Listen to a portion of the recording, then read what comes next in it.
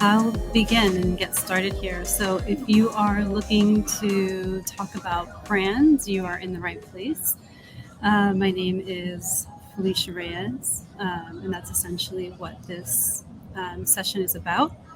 I'll be focusing on brand in sort of many senses of it. I think we all probably have an idea of what brand is, and sort of what is represented in brand. So we'll be diving into that a bit. So just have in your mind, just keep it in your mind of what you think brand is, and what are some things that come to mind immediately. So just to sum up for folks that have just joined us, this is all about brands and how it's really used as a communication tool. And then looking in a vertical like tech specifically, how do we communicate innovation? How do we sort of translate that into daily life to make it something that people really want and hope to adapt to? So starting at a very young age, I found myself really interested in design, in visual communication, in understanding sort of what things meant. And it really started and began with this piece here by Esther Hernandez, Sun Mad. I was for those of you who are in New York, is anyone here in New York? My father took me to El Museo, which is up on along the park, and I saw this piece as a kid, and I said to him, "Hey, like, why is the raisin lady a skeleton? Like, what is happening here?" And he explained to me how this was an art piece that communicated a sort of greater mission. That it was about migrant workers and the injustice that they faced doing the work that they did, producing the things that, myself at that time was consuming, on an almost daily basis, and not having that awareness. And that really struck a chord in me. To this day, this is one of the most crucial pieces of art for me personally, because it drew that line of a visual representation, a communication with a deeper meaning behind it. So just a little bit about me, who I am, and why I'm here sort of speaking with you all about branding. My background is in design. It's a key focus, sort of, especially in the beginning of my career, working at companies in creative communications, working in advertising, and then eventually really focusing on building brands and brand identities. And in that, really discovering what that all even meant. So in that sort of journey of creativity and visuals and what sort of stories can sort of develop behind them has been a big part of my work.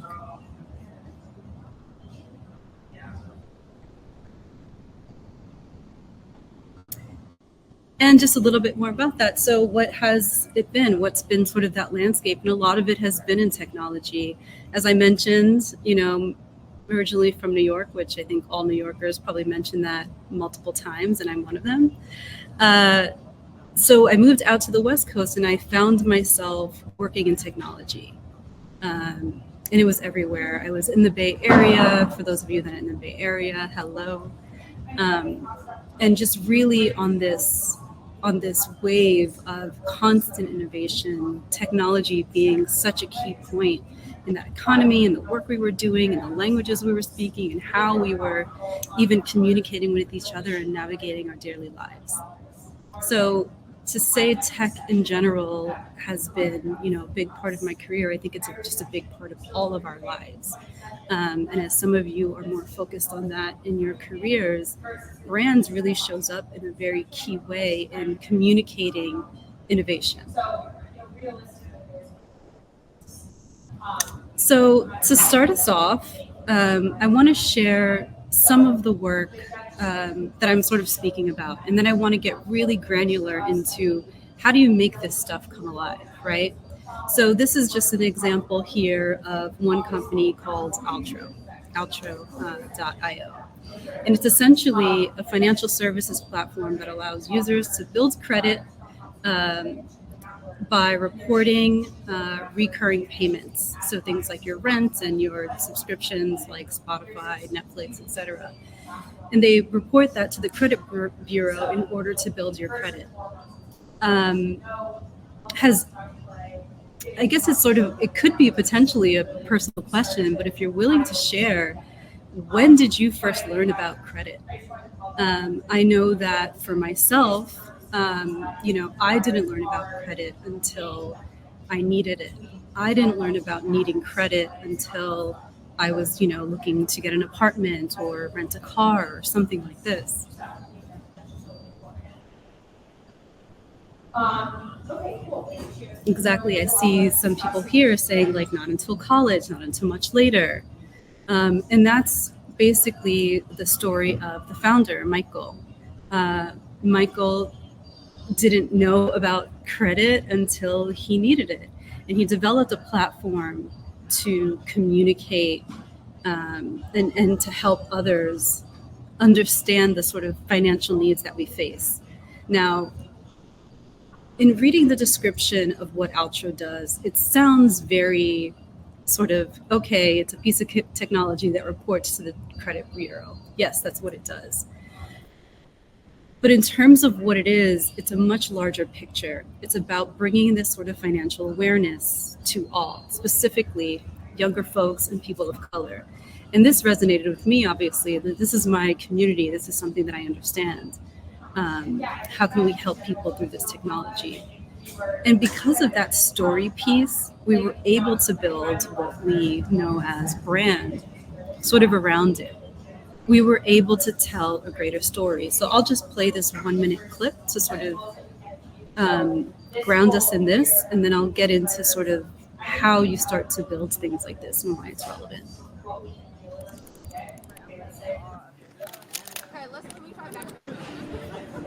Calling all others, creators, builders, up-and-comers, new, hidden, and invisible. Welcome. Welcome to Altro. Altro is here to bring financial power to all. Power to all. Power to all. Power to pursue the life you choose without rejection, Misinformation, or abuse. Here you are celebrated and empowered.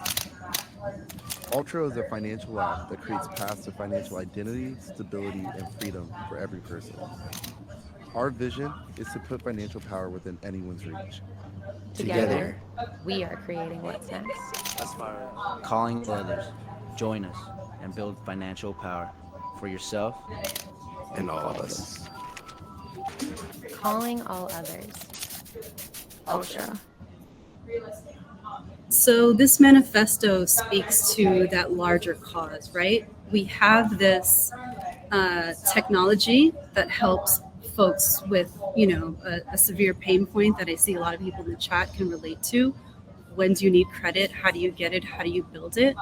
And we were able to build a greater story around that. So that's a big part of what I'll be talking about today. So brands. What are some brands that you all can sort of think off the top of your head? Would love to see it in chat. What sort of comes to mind? Yes, Dove. Dove is an interesting one. Nike is one that always, sort of comes up. These major brands that have sort of created something larger than the product itself. And a lot of what I'll be talking about today is how do you do that? Where do you start? So let's kind of get into it a bit. So, many times brand comes across as this, right? It's these logos, it's these icons. But as we all know, it's much, much bigger than that. This is just sort of one piece within the sort of greater brand that we can sort of anchor onto. This is that visual identity piece.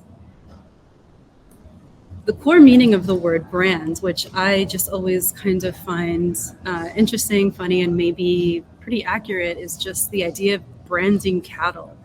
This idea of farmers branding their cattle so that you know whose is who. And so the mark had to be pretty unique in order for you to know, Farmer Joe, that's his cattle, that's the marking. So when we start to think about even the origins of what the word brand means, it's this idea of having something sort of unique that resembles something greater. So what is that piece? What is that piece that we're sort of dancing around? If it's not a logo, if it's not just the visual brand, what is that greater sort of meaning and how do we get there? Well, identifying the word brand is tricky because it's not something necessarily solid, I think, if you do it right. So here are some quotes that I like around what is brand. A brand is products that are made in a factory, but brands are created in the mind. A brand for a company is like a reputation for a person. You earn a reputation by trying to do hard things well. If no one hates it, then no one really loves it. So what is this? And it goes on and on. So what is this visceral reaction folks are having to this idea of brand? What is this greater thing and how do we create it? And looking at the raw definition, kind of like how I said before around the cattle and, it's about selling products and all of those things, there's one word within this definition that I really want to anchor on. And that is this idea that, yes, it's promoting a particular product or company by means of advertising, sure. But there's something about it being distinctive in its design. So why is that valuable? Why is being distinctive or different valuable in brand? Because we are surrounded by seas of sameness. We are surrounded by multiple technologies, multiple apps, constantly. So much information. So as a brand leader, potentially, as someone who is maybe starting a company, if you're an entrepreneur and you're thinking about how do I brand my company, if you've come up with some, technology that you find is interesting, how do you position that and make it unique? Or even as an individual, as your personal brand. Let's say, you're out looking for, a new role or something like that. How are you positioning yourself, your own personal brand, to stand out in the sea of other talented individuals? So we've been fortunate enough to live in a time where we have seen some incredible innovators. And some of the things that we've learned from those innovators is that you need to sort of create some sort of bigger vision and help guide people to that.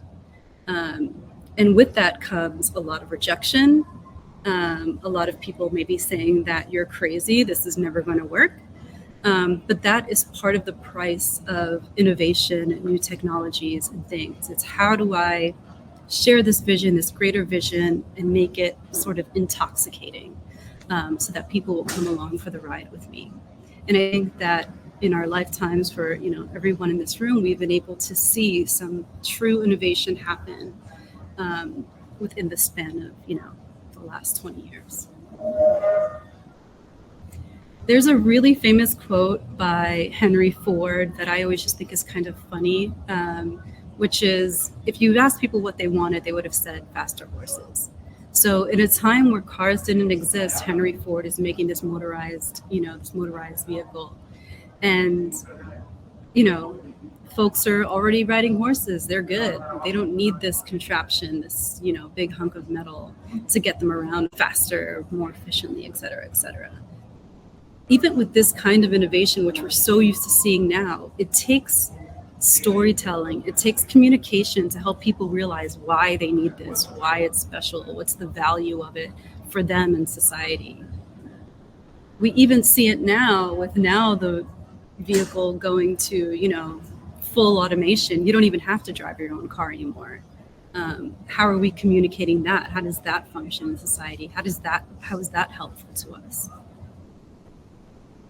And then, of course, there's, some technologies that just don't really hit the mark and people don't really understand why they would need it. Or maybe it's just not the right time, or maybe it's just not communicated in a way that makes sense for folks. And that can really help you lose your audience or lose the potential of people, again, joining you along for this ride. So there are frameworks for this, and who doesn't love a Venn diagram? So here's one, and it's the only one in this deck. This idea of, in order to make a sort of successful brand overall, you need to sort of pull together in what customers want, and then what your company or product or service does best. And in the middle, that's sort of your sweet spot, your unique selling point.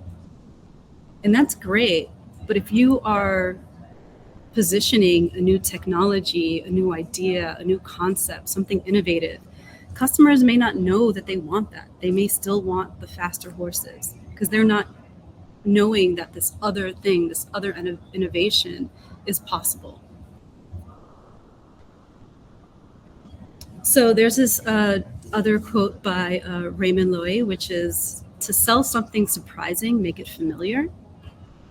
And to sell something familiar, make it surprising.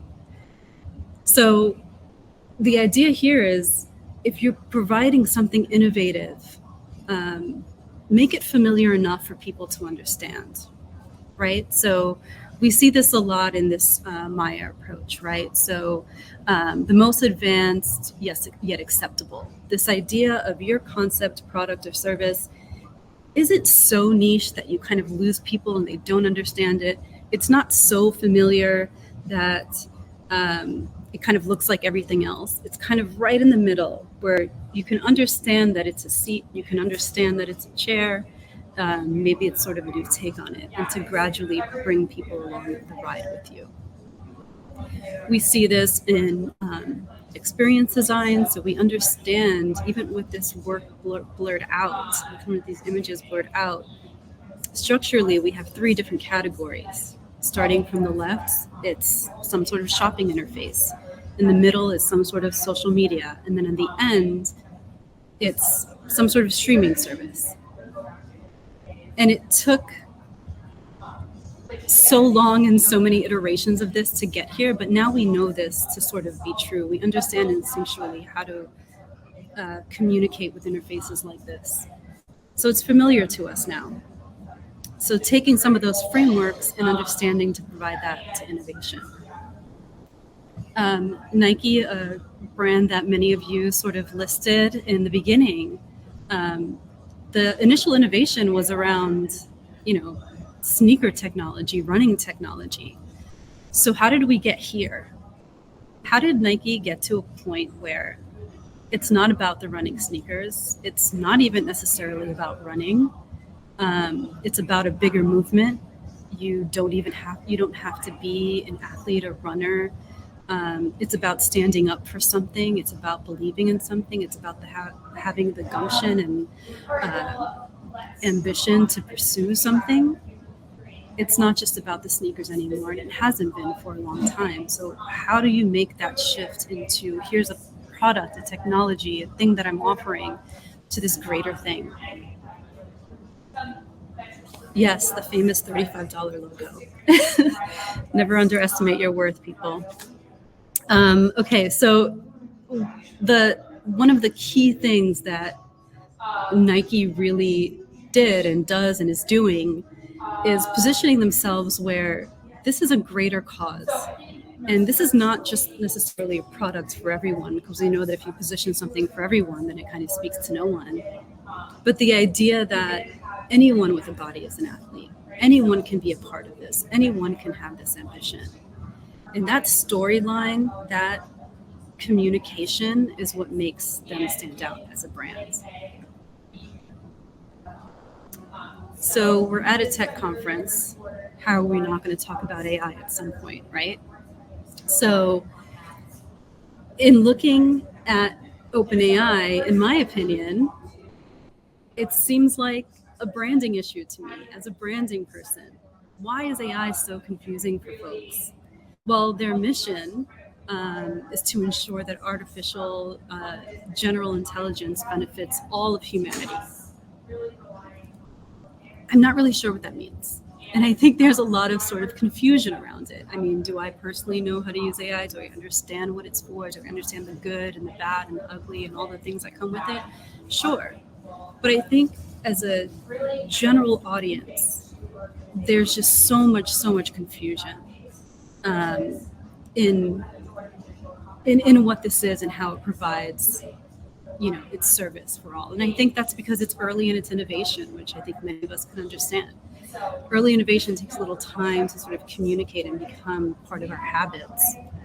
But we're starting to see, where that friction is in this piece of technology and innovation that we know we can use and has so much potential, and then meeting this confusion of how we're used to doing things, or how do we incorporate this into our life.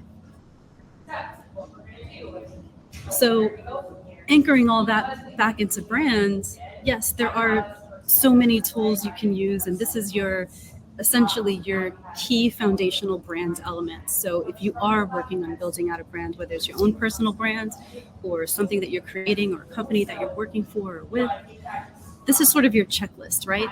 Who's your audience? Understand who they are. What's your mission? What's your vision? What's your unique selling point? All of these pieces. And once you sort of go down this checklist, it's great. You have it. You have a vision. You have all of these things, but you kind of have nothing unless you have a story, unless you can sort of weave all of this lovely, smart strategy together into something that you can communicate to other people. So how do we do that? And I will show you my sort of hack or approach to it.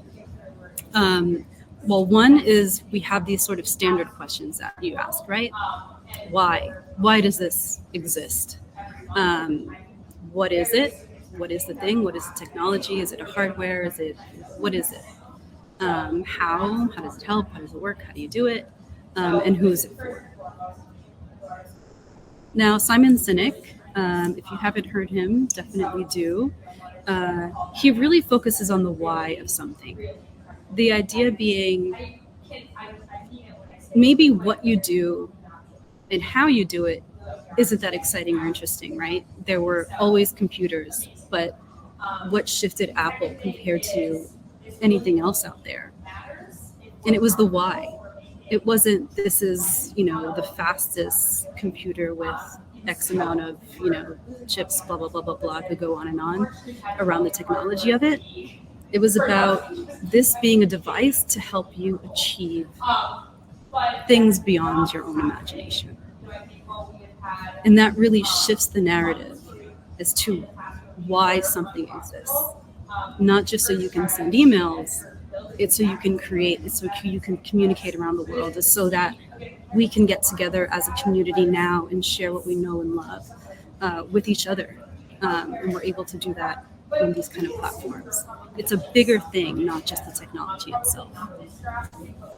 So if you're a movie lover like I am, it's a simple narrative arc. So when you think about a narrative arc, it's, a beginning. So you have your plot, your setup. You have your rising action, which is some sort of event or suspense or some sort of tension that's happening, sort of based on, this foundation that you set up. And then there's some sort of climax, right? Something happens. There's a turning point. There's a aha moment, if you will. And then your falling actions are how it all sort of plays out now that we've had that climax piece, now that we've had that aha moment, how it then sort of trickles down into your life or storyline. And then in the end, you sort of wrap it up in a resolution, in a nice bow. So that can apply to branding in this way, where in the beginning, it's really about your mission and your vision, what you hold true, your why it exists. The rising action is what it is that you're offering. What is this technology? What is this thing that provides this new technology or help? And then the climax is how it's unique, how it's innovative, how now you can do all of these things with it to expand your creativity, etc. And then you can get into all of the services around it, right? All of the tech specs, all of the ways in which it exists for your daily benefit. And then, of course, the resolution to tie that in a bow. So one good example is Slack. So we all use Slack for Techqueria, so we're all pretty familiar with it, right? And we're all pretty familiar with, typical sort of work issues or strains that we have, right? How can we be more productive? This idea of, Slack can give you 48% less emails, which, hallelujah. 25% fewer meetings. How is it doing this? How does it know that these are the things that I'm really struggling with, and how does it help provide that benefit? It's essentially providing all of that through its storytelling, through the understanding of this. The goal of Slack as a product is, it's a cloud-based collaboration platform designed to streamline communications and workflow management with teams and organizations. That's a mouthful. But what the story is, once you sort of bring this through some of those brand frameworks and bring it through some storytelling, it's about making work simpler, more pleasant, and more productive. And in the end, that's essentially what we all want. While technology is brilliant and, give me all of it, it's really about that emotional connection. And hopefully these frameworks can sort of help you better navigate that and apply it to whatever it is you're working on. And again, this can be for your own personal brand. So the key things I'll leave you with is, one, identify your purpose. Why? Why are you doing the things you do? Why did you create this thing? What is the reason for it? And tell that story. And tell that story consistently. And tell that story openly.